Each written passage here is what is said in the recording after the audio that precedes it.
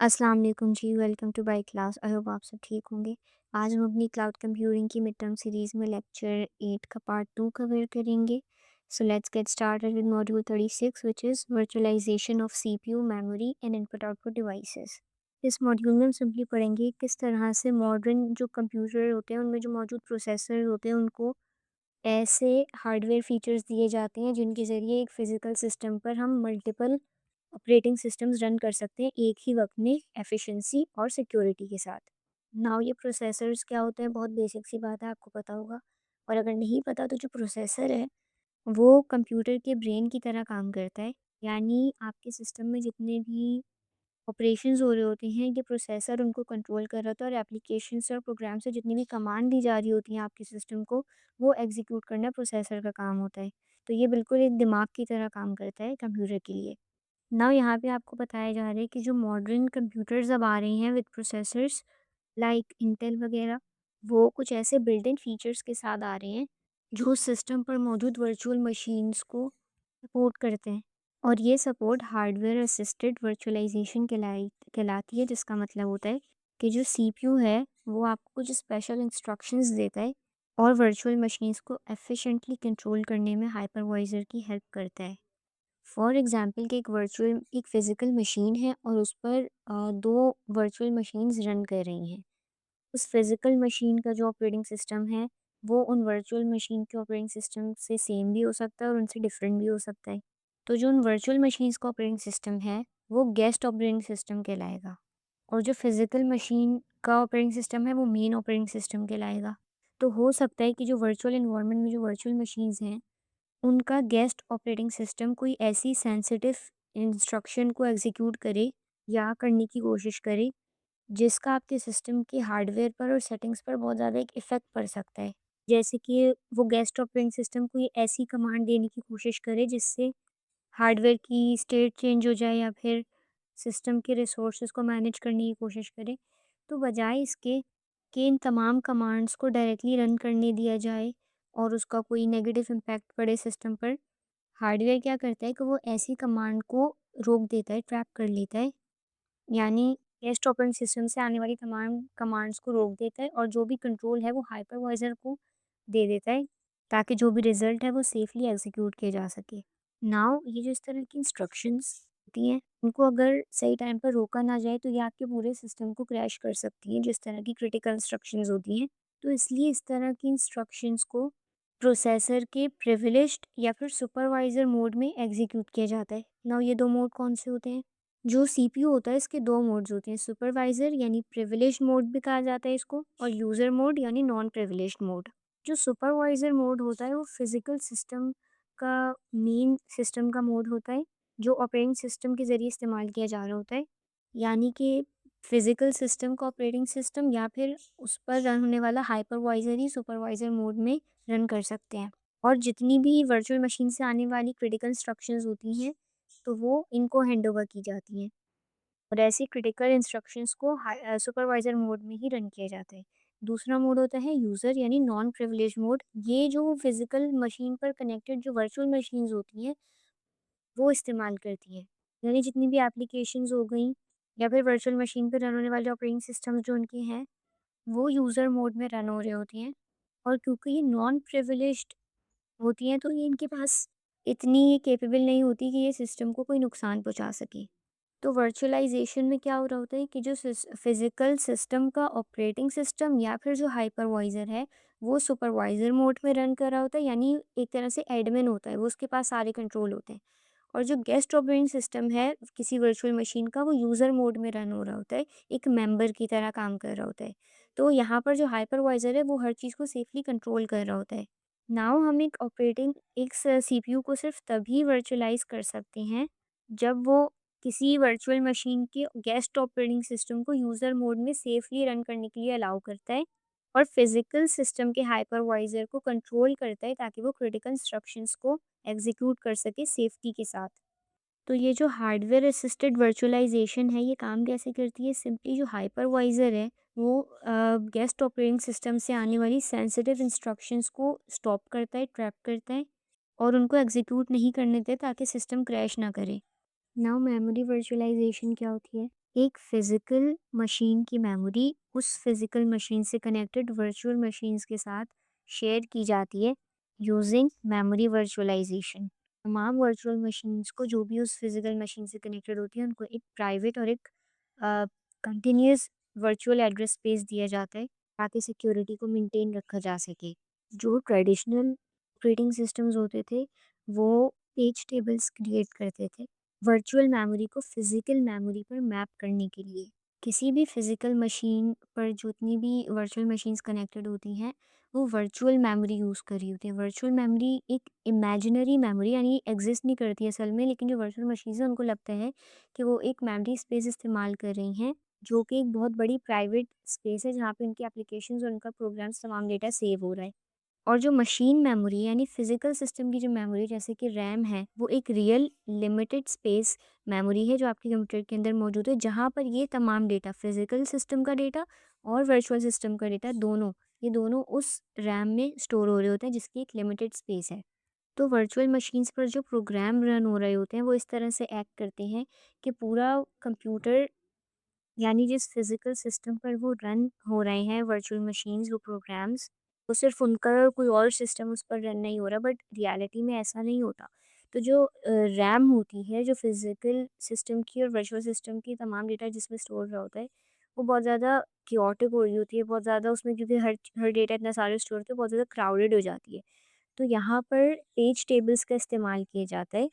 आप ऐसे समझिए कि जो एक ट्रेडिशनल ऑपरेटिंग सिस्टम होता है वो एक लाइब्रेरियन की तरह काम करता है।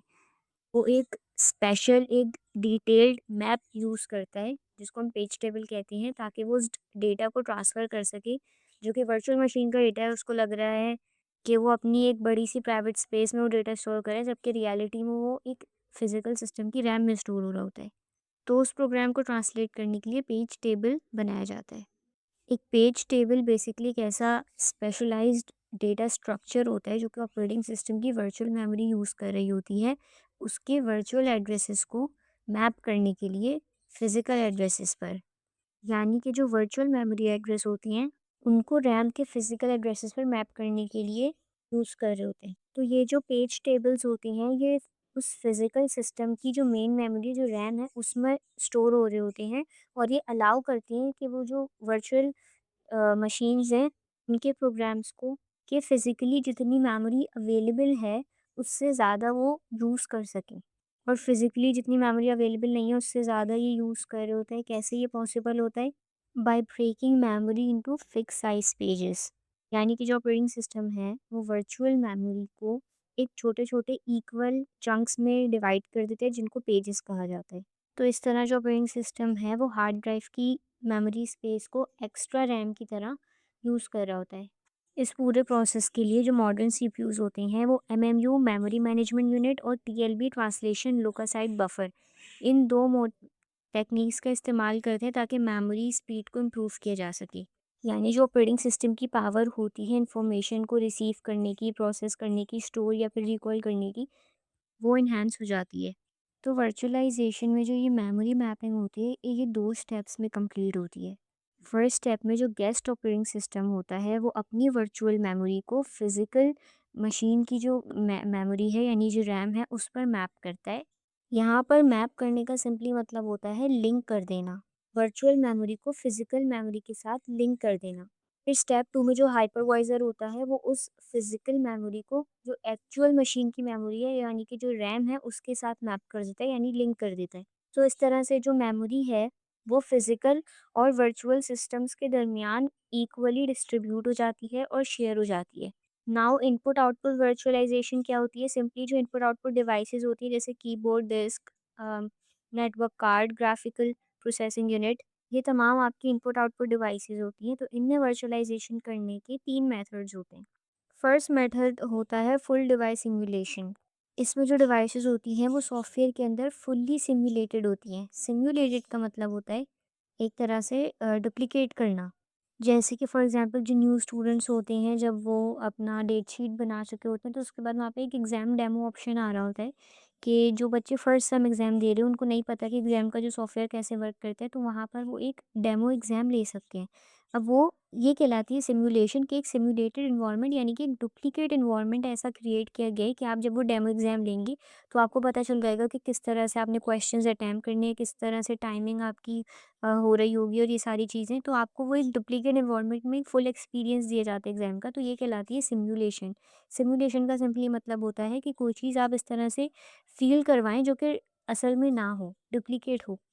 तो फुल डिवाइस इम्यूलेशन में जो भी इनपुट आउटपुट डिवाइस होती है वो सॉफ्टवेयर के अंदर फुल्ली सिम्युलेटेड होती है। जो हाइपरवाइजर होता है वो रियल डिवाइस से डायरेक्ट कम्युनिकेट कर रहा होता है, और जो वर्चुअल मशीन होती है वो अपनी वर्चुअल डिवाइस से कम्युनिकेट कर रही होती है। ये ईजी होता है, लेकिन इसकी परफॉर्मेंस बहुत ज़्यादा स्लो होती है। सेकंड, हमारे पास मेथड होता है para virtualized input output device.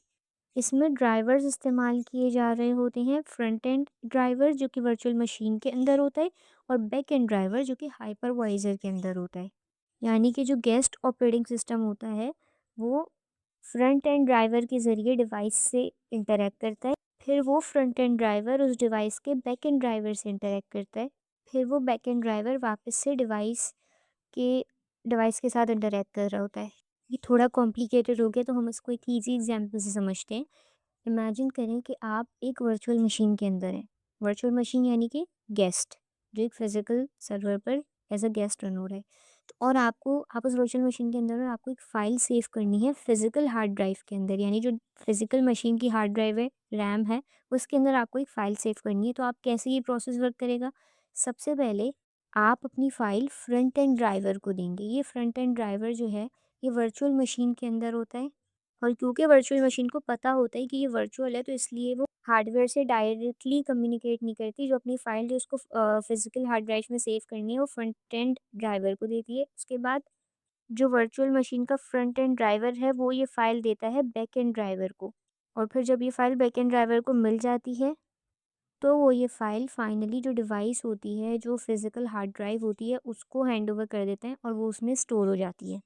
ये जो टेक्निक होती है पैरा वर्चुअलाइज्ड इनपुट आउटपुट, ये फुल डिवाइस एमुलेशन से फास्ट होती है।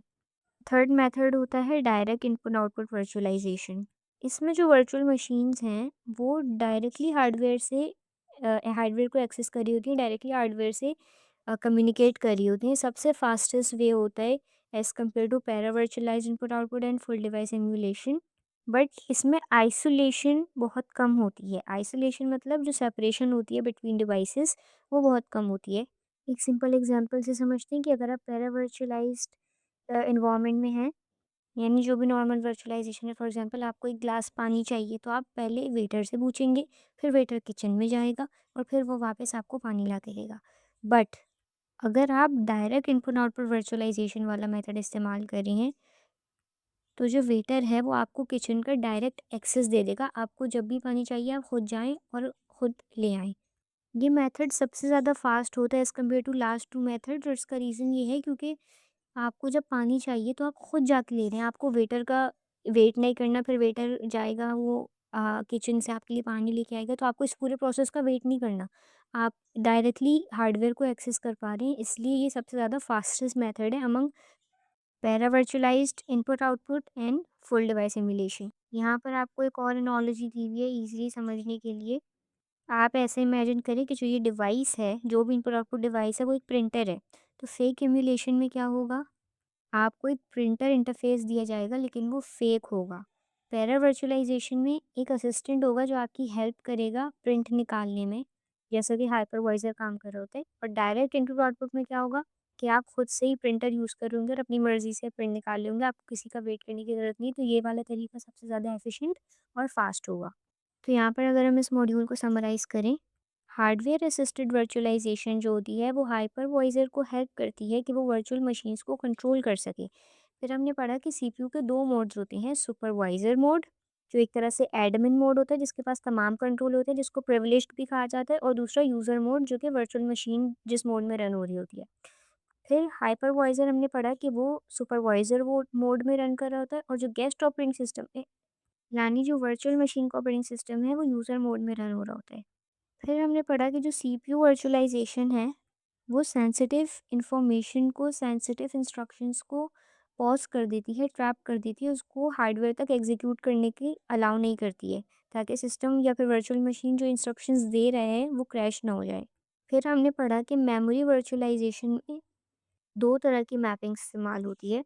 फर्स्ट स्टेप में जो गेस्ट ऑपरेटिंग सिस्टम होता है, वो वर्चुअल मेमोरी को फिज़िकल मेमोरी पर मैप करते हैं और फिर सेकंड स्टेप में हाइपरवाइज़र उस फिज़िकल मेमोरी से जो एक्चुअल मशीन मेमोरी होती है यानी कि जो रैम होती है उस पर मैप करता है। Then memory management unit and translation look aside buffer, ये 2 टेक्निक्स सिस्टम की मेमोरी स्पीड इंक्रीज़ करने में हेल्प करती हैं। फिर हमने इनपुट आउटपुट वर्चुअलाइजेशन मेथड्स पढ़े। फुल मेमोरी इम्यूलेशन जो कि स्लो होता है लेकिन सबसे ज़्यादा सेफ होता है। फिर पैरा वर्चुअलाइजेशन जो फास्टर होता है as compare to full device emulation और ड्राइवर्स का यूज़ करता है, जिनमें मेनली हाइपरवाइज़र होता है। और थर्ड डायरेक्ट इनपुट आउटपुट जो सबसे फास्टेस्ट वर्चुअलाइजेशन मेथड होता है बिटवीन इनपुट आउटपुट डिवाइसेस, लेकिन उसमें आइसोलेशन नहीं होती यानी सिक्योरिटी कम होती है और डिवाइसेस एक दूसरे से सेपरेट नहीं होती हैं। सो यहाँ पर हमारा मॉड्यूल 36 कंप्लीट हुआ। Next moving on to module 37 which is virtual clusters. तो वर्चुअल क्लस्टर का क्या मतलब है? क्लस्टर का सिंपली मतलब होता है कि ग्रुप, और वर्चुअल क्लस्टर का मतलब है कि जहाँ मल्टीपल वर्चुअल मशीन्स एक साथ काम कर रही होती है तो उनका ग्रुप वर्चुअल क्लस्टर कहलाता है। नाउ ये जो वर्चुअल क्लस्टर्स होते हैं ये फिजिकल सर्वर्स पर, जो फिजिकल क्लस्टर्स होते हैं इन पर रन कर रहे होते हैं यानी एक फिजिकल मशीन पे रन कर रहे होते हैं, बट ये आपस में ये वर्चुअल मशीन्स एक वर्चुअल नेटवर्क के ज़रिए कनेक्टेड होती हैं। यानी हम ये बात पहले भी बहुत दफ़ा पढ़ चुके हैं कि फिजिकल मशीन होती है, उस पर होस्ट की जा रही होती है वर्चुअल मशीन्स, और ये जो वर्चुअल मशीन्स हैं इनका ग्रुप वर्चुअल क्लस्टर कहला रहा होता है। नाउ ये जो वर्चुअल मशीन्स होती हैं ये आपस में लॉजिकली कनेक्टेड होती हैं, यानी ये आपस में जिस नेटवर्क के थ्रू कनेक्टेड होती हैं वो नेटवर्क फिजिकल नहीं होता, वर्चुअल होता है। नाउ ये जो वर्चुअल मशीन्स का ग्रुप है, ये जो क्लस्टर है, ये एक फिजिकल मशीन एक फिजिकल सर्वर पर भी कनेक्टेड हो सकता है, ये डिफरेंट सर्वर्स पर भी कनेक्टेड हो सकता है, और इवन डिफरेंट डेटा सेंटर्स में मौजूद डिफरेंट फिजिकल सर्वर्स के ऊपर भी कनेक्टेड हो सकता है। यानी फॉर एग्जांपल कि एक वर्चुअल मशीन का क्लस्टर है जिसमें 3 वर्चुअल मशीन्स हैं। अब क्या-क्या पॉसिबिलिटीज़ है हमारे पास कि ये तीनों वर्चुअल मशीन्स एक फ़िज़िकल वर्चुअल मशीन, एक फ़िज़िकल सर्वर पर भी कनेक्टेड हो सकती हैं, डिफ़रेंट सर्वर्स पर भी कनेक्टेड हो सकती है, यानी कि 2 वर्चुअल मशीन्स जो किसी दूसरे सर्वर पर मौजूद कनेक्टेड हैं और एक वर्चुअल मशीन किसी दूसरे सर्वर के साथ कनेक्टेड है। नाउ ये जो 2 डिफरेंट फिज़िकल सर्वर्स हैं, ये एक डेटा सेंटर के अंदर भी हो सकते हैं और इवन डिफरेंट डेटा सेंटर्स में भी हो सकते हैं, यानी कि लोकेशन अलग-अलग है, एक कराची में है डेटा सेंटर और एक लाहौर में है, और इनमें ये जो फिज़िकल सर्वर्स मौजूद हैं, उनकी आपस में वर्चुअल मशीन्स कनेक्टेड है, तो ऐसा भी पॉसिबल हो सकता है। नाउ ये जो वर्चुअल क्लस्टर्स होते हैं ये फ्लेक्सिबल होते हैं। इसका मतलब है कि जो नोड्स होते हैं यानी जो लिंक्स होते हैं जिनके थ्रू ये एक वर्चुअल मशीन बाकी सारी वर्चुअल मशीन्स के साथ कनेक्टेड होती हैं क्लस्टर के अंदर, इनको स्केल किया जा सकता है। यानी जब ज़रूरत ज़्यादा है, डिमांड ज़्यादा है, तो उनमें और ज़्यादा मशीन्स ऐड करके हम अपना क्लस्टर बढ़ा भी सकते हैं, और जब डिमांड कम है तो जो अनवांटेड वर्चुअल मशीन्स हैं उनको हटाकर स्केल डाउन भी कर सकते हैं। नाउ अब क्योंकि ये सारी चीज़ें क्लस्टर में मौजूद तमाम चीज़ें एक दूसरे से कनेक्टेड हैं, एक फिजिकल सर्वर तमाम वर्चुअल मशीन से कनेक्टेड है, तमाम वर्चुअल मशीन्स आपस में एक दूसरे के साथ कनेक्टेड हैं, तो अगर इनमें से कोई एक फेल हो जाए तो उसका बाकी पर क्या इफेक्ट पड़ेगा, ये केस स्टडीज हम देखते हैं। पहला केस है हमारे पास कि अगर होस्ट फेल हो जाए, यानी वो फिजिकल सर्वर जिस पर तमाम वर्चुअल मशीन्स होस्ट की जा रही हैं, अगर वो फेल हो जाए तो क्या होगा? जितनी भी वर्चुअल मशीन्स एक फ़िज़िकल सर्वर के साथ कनेक्टेड हैं, वो फ़िज़िकल सर्वर के फ़ेल होने पर अनअवेलेबल हो जाएँगी, वो क्रैश हो जाएँगी। बट वो जो क्लस्टर है, जिसके साथ वो कनेक्टेड थी वर्चुअल मशीन्स, वो स्टिल अवेलेबल रहेगा। नाउ ये बात थोड़ी कन्फ्यूज़िंग है कि जब वर्चुअल मशीन्स अनअवेलेबल हो जाएँगी, तो क्लस्टर कैसे स्टिल काम कर रहा होगा? तो हम इसको एक ईज़ी वे में समझते हैं। नाउ जो फिजिकल सर्वर्स होते हैं, उनपे मल्टीपल वर्चुअल मशीन्स रन हो रही होती हैं, और एक वर्चुअल क्लस्टर में बहुत सारी वर्चुअल मशीन्स कनेक्टेड होती हैं जो मल्टीपल होस्ट पर होस्ट की जा रही होती है, यानी सिर्फ ज़रूरी नहीं है कि सिर्फ एक फिजिकल सर्वर से कनेक्टेड हो, उनके मल्टीपल फिजिकल सर्वर से कनेक्टेड हो सकती हैं वो। फॉर एग्जांपल होस्ट ए है जिस पर वर्चुअल मशीन 1 और 2 रन हो रही है, और एक होस्ट बी है जिस पर virtual machine 3 and virtual machine 4 run हो रही है। तो अगर होस्ट ए क्रैश कर जाता है तो 1 और 2 अनअवेलेबल हो जाएगी, लेकिन वो आपस में जिस क्लस्टर में कनेक्टेड है तो उसमें और भी तो वर्चुअल मशीन्स कनेक्टेड है यानी 3 और 4, तो वो काम करती रहेंगी। क्योंकि जो वर्चुअल क्लस्टर होता है वो किसी एक होस्ट पर डिपेंड नहीं कर रहा होता। तो किसी के क्रैश होने से जो स्टिल दूसरी वर्चुअल मशीन्स अवेलेबल हैं क्लस्टर में, वो स्टिल अवेलेबल रहेंगी। नाउ सेकंड देखते हैं कि अगर वर्चुअल मशीन फेल हो जाए क्लस्टर के अंदर तो क्या होगा? तो एक क्लस्टर में मौजूद वर्चुअल मशीन, एक सिंगल वर्चुअल मशीन अगर फेल हो जाए तो उसका होस्ट पर, यानी जो फिजिकल सर्वर जिसके साथ वो कनेक्टेड है उस पर या फिर उस क्लस्टर में मौजूद दूसरी वर्चुअल मशीन्स पर कोई इफेक्ट नहीं पड़ेगा। वो सिंपली क्रैश होगी, बाकी सारी एज़ इट इज़ वर्क करती रहेंगी। ना ये पूरा प्रोसेस वर्क कर रहा होता है बेस्ड अपॉन होता है आइसोलेशन, यानी आपस में सेपरेटेड होती हैं सारी वर्चुअल मशीन्स, आपस में वर्चुअली कनेक्टेड होती हैं, लेकिन इन अ सेंस कि एक दूसरे पर डिपेंड नहीं कर रही होती। किसी एक के क्रैश होने से किसी दूसरे पर कोई फ़र्क नहीं पड़ता। तो एक क्लस्टर के अंदर जितनी ज़्यादा आइसोलेशन होगी उतना ज़्यादा वो स्टेबल रहेगा। यहाँ पर आपको एक थोड़ा-सा ट्रिकी कॉन्सेप्ट बताया गया है, relationship between physical and virtual clusters. एक फिज़िकल क्लस्टर के ऊपर, अगेन हम यहाँ पे एक मशीन की या एक फिज़िकल सर्वर की बात नहीं कर रहे, एक फिज़िकल क्लस्टर के ऊपर हम मल्टीपल वर्चुअल क्लस्टर्स को होस्ट कर सकते हैं। क्या मतलब हुआ इसका? फिज़िकल क्लस्टर का मतलब है कि ग्रुप ऑफ रियल सर्वर, यानी सर्वर 1, सर्वर 2, सर्वर 3 है फॉर एग्ज़ाम्पल, इन सर्वर्स का एक क्लस्टर है। और वर्चुअल क्लस्टर में ऊपर पढ़ चुके हैं कि जब वर्चुअल मशीन्स आपस में एक ग्रुप के अंदर कनेक्टेड होती है तो उसको वर्चुअल क्लस्टर कहते हैं। तो एक फिजिकल क्लस्टर जिसमें मल्टीपल सर्वर्स हैं, उन पर होस्ट की जा रही है मल्टीपल वर्चुअल क्लस्टर्स।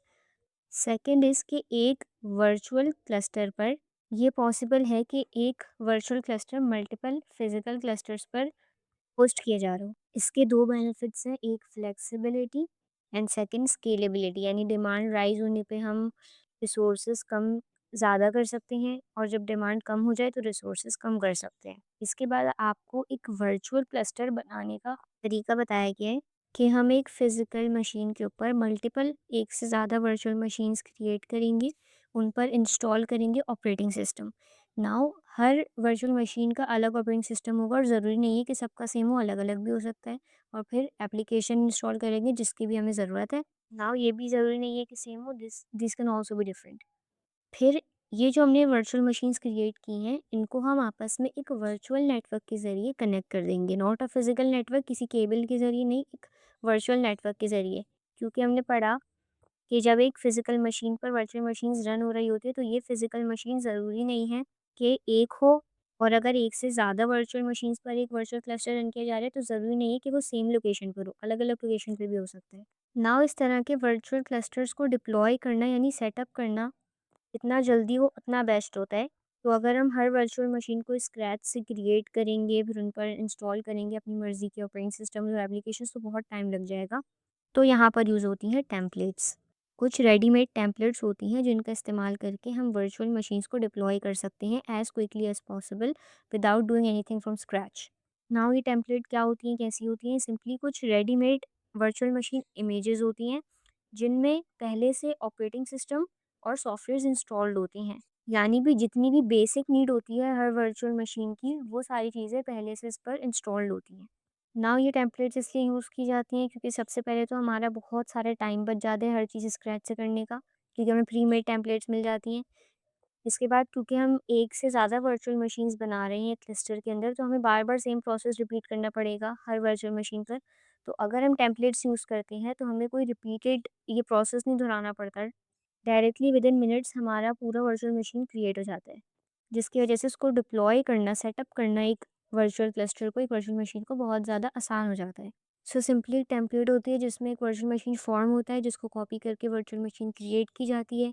फिर जो भी फिजिकल सर्वर जिस पे वो वर्चुअल मशीन रन की जानी होती है उसको असाइन कर दिया जाता है, और तरह से एक वर्चुअल मशीन स्क्रैच से क्रिएट करके एक होल क्लस्टर के साथ जॉइन हो जाती है। नाउ ये जो डिप्लॉयमेंट होती है, ये यानी जो सेटअप करने का प्रोसेस होता है पूरा स्क्रैच से, तो ये मैनुअल भी हो सकता है, यानी कि कोई इंसान बैठ के मैनुअली करे। ये सेमी ऑटोमेटेड भी हो सकता है कि यानी मैनुअल कुछ चीज़ें हों और कुछ चीज़ें ऑटोमेटेड हो, और फुल्ली ऑटोमेटेड भी हो सकता है कि सारे काम विदिन मिनट्स, विदिन क्लिक्स हो जाए।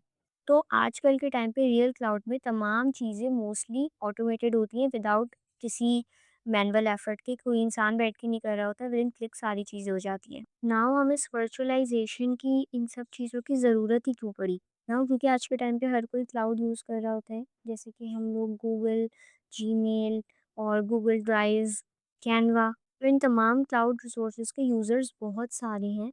ये तमाम users almost same hardware use कर रहे होते हैं। तो इस वर्चुअलाइज़ेशन की टेक्नीक के ज़रिए ऐसे यूज़र्स जो हैं, जितने भी यूज़र्स हैं, वो आपस में रिसोर्सेज़ शेयर कर सकते हैं, रिसोर्सेज़ सेंड और रिसीव कर सकते हैं due to this virtualization. Second benefit होता है आइसोलेशन का, क्योंकि जो जितनी भी क्लस्टर्स में वर्चुअल मशीन्स होती हैं, वो सब उन सब का डेटा सिक्योरिटी कंसर्न्स की वजह से एक दूसरे से आइसोलेट रखा जाता है, जिसकी वजह से ये जो तमाम वर्चुअल मशीन्स होती हैं, इनका किसी दूसरी वर्चुअल मशीन्स पर इफ़ेक्ट नहीं होता, किसी एक के क्रैश होने से या हैक हो जाने से due to this isolation benefit. Third is, अगर हम किसी बड़े प्रोजेक्ट पे काम कर रहे हैं तो उसके लिए हमें बड़े रिसोर्सेज की ज़रूरत है, लेकिन इस तरह एक वर्चुअलाइजेशन की टेक्निक के ज़रिए हम छोटे छोटे रिसोर्सेज को कंबाइन करके एक बड़ा लार्ज वर्चुअल रिसोर्स क्रिएट कर सकते हैं। को पूलिंग भी कहा जा रहा होता है, जिसका मतलब होता है सिंपली कि एक बहुत बड़ा पूल, मतलब एक ग्रुप में कनेक्टेड हैं वर्चुअल मशीन्स जो आपस में किसी एक टास्क को सॉल्व करने के लिए कंबाइन काम कर रही हैं। Fourth is dynamic provisioning. क्योंकि क्लस्टर में मौजूद वर्चुअल मशीन्स आपस में वर्चुअल नेटवर्क के ज़रिए कनेक्टेड होती हैं instead of any physical network, तो इसलिए उनको मूव करना एक जगह से दूसरी जगह आसान होता है। अगर ये सब फिज़िकली आपस में कनेक्ट हो गई तो उनको रिमूव करना और किसी दूसरी जगह लेके जाना, लगाना, ये सब पोर्टेबिलिटी बहुत ज़्यादा मुश्किल हो जाती। तो इसलिए वर्चुअल मशीन्स को मूव करना विद इन अ क्लस्टर आसान होता है। Fifth point is easy management. एक वर्चुअल क्लस्टर के अंदर अंदर हम किसी फिज़िकल हार्डवेयर को मैनेज नहीं कर रहे होते, हम वर्चुअल मशीन्स को मैनेज कर रहे होते हैं, तो इसलिए उनकी मैनेजमेंट बहुत ज़्यादा आसान हो जाती है। इसके बाद यहाँ पर आपको एक एनालॉजी दी हुई है। इमेजिन करें कि एक वर्चुअल क्लस्टर इज़ लाइक कि एक टीम है कुछ लोगों की जो आपस में मिलकर काम कर रहे हैं रिमोटली, यानी अलग-अलग लोकेशन से बैठ के काम कर रहे हैं। ज़रू हो सकता है कि वो एक लोकेशन पर हो सकता है कि उनमें से 2 कोई एक लोकेशन पर हो सकता है कि बाकी अलग-अलग लोकेशन पर हों।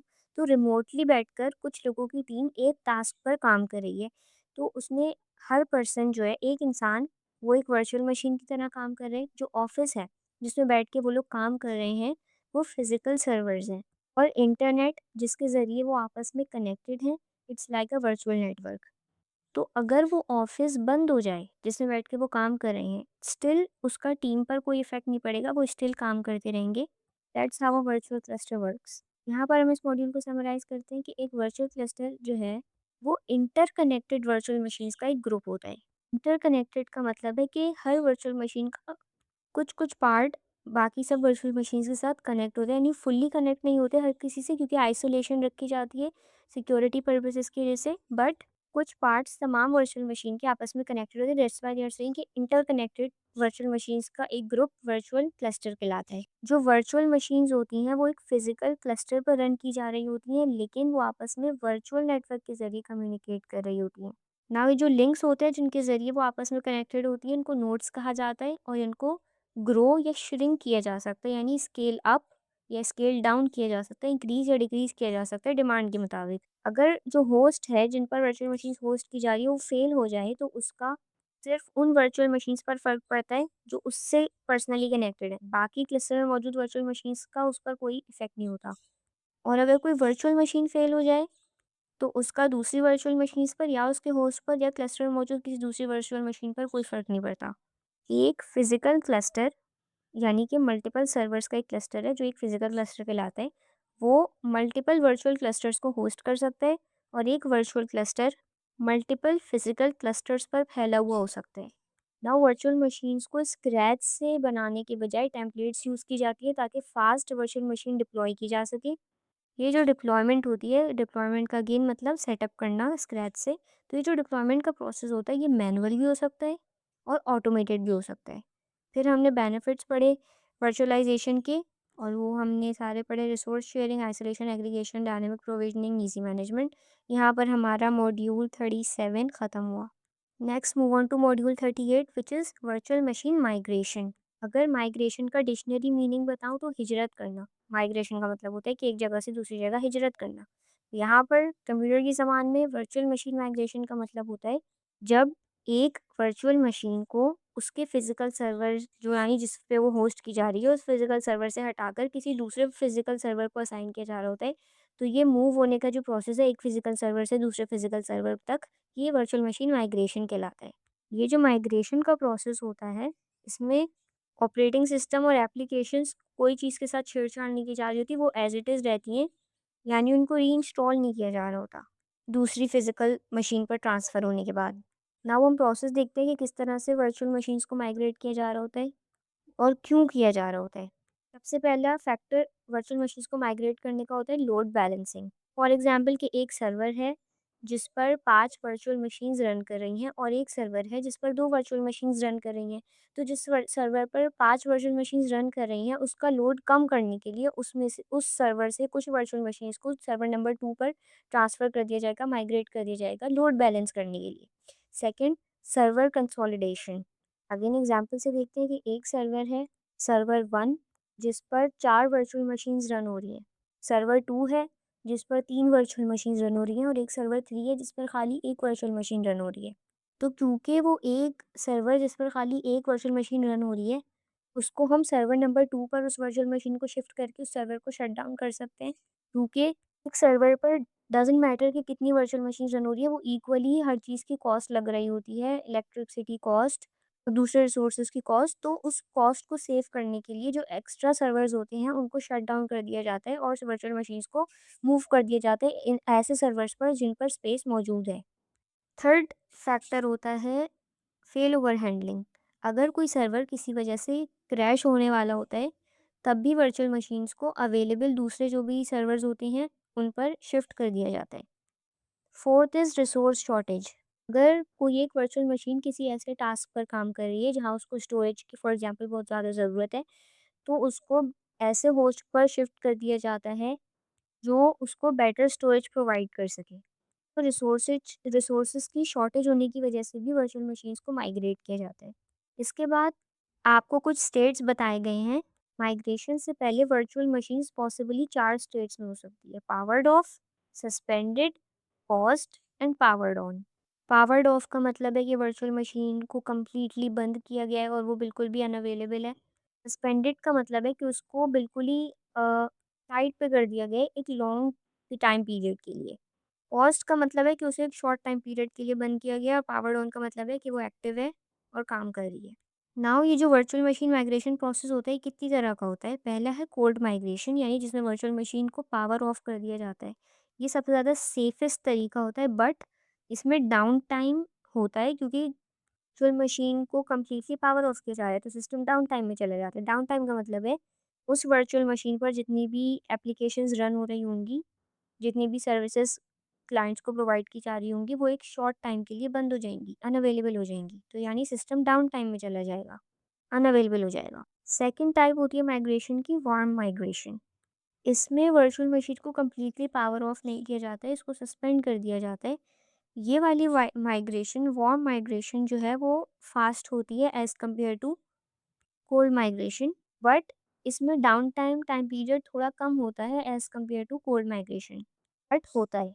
इसके बाद थर्ड है लाइव माइग्रेशन और ये सबसे ज़्यादा कॉमन प्रैक्टिस है।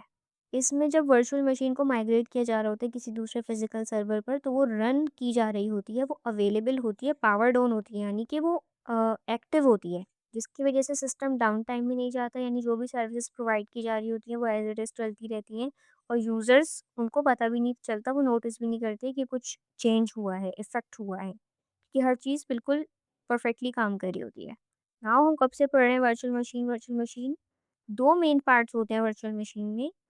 फर्स्ट इज़ वर्चुअल मशीन का स्टेट, जिसमें सीपीयू और रैम होता है, जो प्रोसेसिंग और स्टोरेज का सारा काम कर रहा होता है। Second is virtual hard disk, जिसमें ऑपरेटिंग सिस्टम, फाइल्स और जितना भी डेटा आप लोकली स्टोर कर रहे होते हैं या फिर नेटवर्क क्लाउड के ऊपर स्टोर कर रहे होते हैं, वो सारा यहाँ पर स्टोर हो रहा होता है।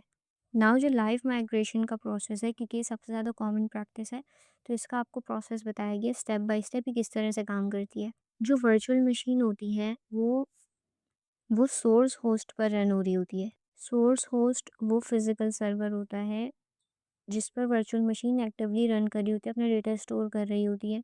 देन जो वर्चुअल मशीन स्टेट जिसमें रैम और सीपीयू दोनों इंक्लूडेड है, उनको जो डेस्टिनेशन होती है, यानी कि जिस फिजिकल सर्वर पर ट्रांसफ़र किया जाना है, माइग्रेट किया जाना है इस वर्चुअल मशीन को, उस पर कॉपी कर दिया जाता है।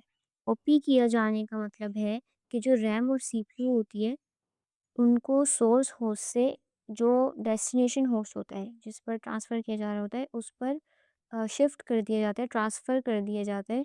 और इन द मीन टाइम जो वर्चुअल मशीन होती है, वो ऑपरेट कर रही होती है, वो काम करना बंद नहीं करती। यहाँ पर कॉपीट का मतलब है सिंपली ट्रांसफ़र करना।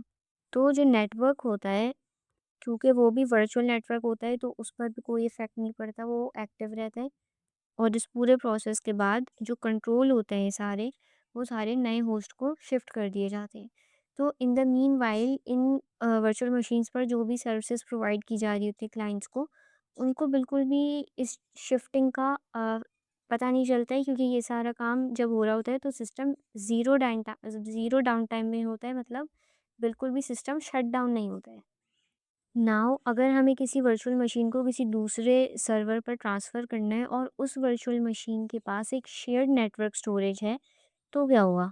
तो ऐसी सिचुएशन में जो डिस्क है उसका डेटा कॉपी करके ट्रांसफ़र करने की हमें कोई ज़रूरत नहीं होगी, जिसकी वजह से जो हमारा माइग्रेशन का प्रोसेस है वो बहुत ज़्यादा फास्ट हो जाएगा। एक एग्जांपल से समझते हैं। इमेजिन करिए कि जो आपकी वर्चुअल मशीन है, वो एक कंप्यूटर एप्लीकेशन की तरह, कंप्यूटर की ऐप की तरह काम कर रही है। तो उसमें जो वर्चुअल हार्ड डिस्क होगी, वो एक आप इमेजिन करिए कि वो एक कैबिनेट की तरह है। यानी कि जो वर्चुअल हार्ड डिस्क है, वो एक बहुत बड़े कैबिनेट की तरह है, और जो शेयर्ड स्टोरेज है, वो एक सेंट्रल कैबिनेट की तरह है, जिसको एक से ज़्यादा, यानी फॉर एग्जांपल सर्वर ए भी यूज़ कर रहा है और सर्वर बी भी यूज़ कर रहा है। सर्वर ए यानी वो फिजिकल सर्वर जिस पर वो वर्चुअल मशीन अभी इस टाइम पे रन हो रही है, और सर्वर बी वो सर्वर है जिस पर ट्रांसफ़र किया जाने इस वर्चुअल मशीन को। नाउ क्योंकि जो हार्ड डिस्क है वो शेयर्ड स्टोरेज में मौजूद है, तो दोनों सर्वर उसको सेम टाइम पर एक्सेस कर सकते हैं, देख सकते हैं। यानी जो करंट सर्वर है वो भी, और जो नेक्स्ट सर्वर है जिस पर ट्रांसफ़र किया जाना है वो भी। तो जब हम एक रनिंग वर्चुअल मशीन को, यानी बगैर उसको शट डाउन किए, जब हम एक रनिंग वर्चुअल मशीन को सर्वर ए से सर्वर बी पर ट्रांसफ़र कर रहे होते हैं, तो हमें सिर्फ़ वो मेमोरी ट्रांसफ़र करनी होती है जिस पर वो कंप्यूटर अभी करंटली काम कर रहा है। हमें पूरी इतनी बड़ी हार्ड डिस्क शिफ्ट करने की ज़रूरत नहीं है। नाउ इस तरह के शेयर्ड नेटवर्क स्टोरेज क्यों बेहतर होते हैं? सबसे पहले तो इतना सारा डेटा कॉपी करना, ये जो एक बड़ी झंझट है, इससे बच जाते हैं, जिसकी वजह से हमारा जो माइग्रेशन का प्रोसेस है, वो बहुत ज़्यादा फास्ट हो जाता है। और ये ट्रांसफ़र करेंगे जब आप एक इतना सारा डेटा ओवर द नेटवर्क, तो उससे नेटवर्क पर भी बहुत लोड पड़ता है, तो ये चीज़ भी कम हो जाएगी। यहाँ पर आपको माइग्रेशन का ये प्रोसेस, जो टाइप ऑफ माइग्रेशन थी, ये समझने के लिए एक एनालॉजी दी हुई है। आप सोचिए कि आप यूट्यूब पर लाइव स्ट्रीम कर रहे हैं। अगर लाइव स्ट्रीम के दौरान आपको अपना मशीन, फिज़िकल सर्वर या फिज़िकल मशीन चेंज करना है, तो कोल्ड माइग्रेशन में क्या होगा कि आप स्ट्रीमिंग बंद करेंगे, फिर जल्दी से शिफ्ट करेंगे और दोबारा से रीस्टार्ट कर लेंगे। वार्म माइग्रेशन में क्या होगा कि आप पॉज़ करेंगे स्ट्रीम को पुरानी डिवाइस से, और शिफ्ट करने के बाद रिज़्यूम कर लेंगे। जबकि लाइव माइग्रेशन में क्या होगा कि आपकी स्ट्रीमिंग जो है वो चलती रहेगी, और पीछे बैकएंड से जो आपका सर्वर है वो चेंज हो जाएगा, और जो आपकी ऑडियंस है जो स्ट्रीमिंग देख रही है, उनको पता भी नहीं चलेगा, क्योंकि कोई इफ़ेक्ट ही नहीं पड़ेगा उस चीज़ का। तो यहाँ पर अगर हम इस मॉड्यूल को समराइज़ करें, तो हमने पढ़ा कि वर्चुअल मशीन का मतलब है एक वर्चुअल मशीन माइग्रेशन का मतलब है कि एक वर्चुअल मशीन को किसी दूसरे होस्ट पर शिफ्ट कर देना। और ये वर्चुअल मशीन माइग्रेशन की जाती है लोड बैलेंसिंग के लिए, कंसोलिडेशन के लिए, फेल सिस्टम्स मैनेज करने के लिए, और रिसोर्सेज को ऑप्टिमाइज़ करने के लिए एफिशिएंट तरीके से। फिर कौन-कौन सी स्टेट्स होती हैं वर्चुअल मशीन की? पावर्ड ऑफ होती है, सस्पेंडेड, पॉज़्ड और पावर्ड ऑन। इसके बाद हमने पढ़ा कि कितनी तरह की होती है माइग्रेशन। कोल्ड माइग्रेशन होती है जिसमें सिस्टम पावर ऑफ करके माइग्रेशन की जाती है। वार्म माइग्रेशन में सिस्टम को सस्पेंड करके माइग्रेशन की जाती है। और लाइव माइग्रेशन में सिस्टम रनिंग कंडीशन में होता है, और सिस्टम बिल्कुल भी डाउन टाइम में नहीं जाता, और स्टिल पीछे से बैकएंड से सारी ट्रांसफ़र हो रही होती हैं चीज़ें। फिर हमने पढ़ा कि एक वर्चुअल मशीन जो है वो 2 चीज़ों पे कंसिस्ट करती है। 2 मेन पार्ट्स होते हैं वर्चुअल मशीन के। एक वर्चुअल मशीन स्टेट, जिसमें सीपीयू, रैम यानी कि मेन स्टोरेज होती है, और वर्चुअल मशीन हार्ड डिस्क, जिसमें ऑपरेटिंग सिस्टम और तमाम एप्लीकेशंस होती हैं। लाइव माइग्रेशन में क्या होता है कि वर्चुअल मशीन स्टेट को, यानी जिसमें सीपीयू और रैम मौजूद है, उसको कॉपी किया जाता है, जबकि जो आपका सिस्टम होता है, जो एप्लीकेशंस रन हो रही होती हैं, वो एज़ इट इज़ एक्टिव रहती हैं। यानी जो भी सर्विसेज़ प्रोवाइड की जा रही होती हैं, या फिर जो भी कनेक्टिविटी की जा रही होती है, नेटवर्किंग की जा रही होती है, वो सब, उस चीज़ पर कोई इफ़ेक्ट नहीं पड़ता माइग्रेशन का। और अगर जो वर्चुअल मशीन हमें ट्रांसफ़र करनी है किसी दूसरे होस्ट पर, उसकी स्टोरेज शेयर्ड है, तो उसमें पूरी हार्ड डिस्क माइग्रेट करने की ज़रूरत नहीं होती, जिससे हमारा प्रोसेस बहुत ज़्यादा फ़ास्ट हो जाता है। शेयर्ड नेटवर्क स्टोरेज जो होती है, उससे माइग्रेशन की स्पीड और एफिशिएंसी दोनों बढ़ जाती है। इस अ, वाले पार्ट में हमने 37 मॉड्यूल और 38 2 मॉड्यूल्स कवर किए हैं। स्टिल 2 मॉड्यूल्स इस चैप्टर के लेफ्ट हैं, तो हम वो अगले पार्ट में कवर करेंगे क्योंकि वीडियो वीडियो बहुत ज़्यादा लंबी हो गई है। तो अगर आपके कोई क्वेश्चंस हो तो आप कमेंट्स में पूछ सकते हैं। अगर आपको वीडियो पसंद आई तो लाइक करें, अपने फ्रेंड्स के साथ शेयर करें, सब्सक्राइब करें चैनल को, ताकि हम और ज़्यादा सब्जेक्ट्स ला सकें जिसके अच्छे लेक्चर्स अवेलेबल नहीं हैं और आप लोग को समझ नहीं आ रही हैं। So till the next video, अल्लाह हाफ़िज़।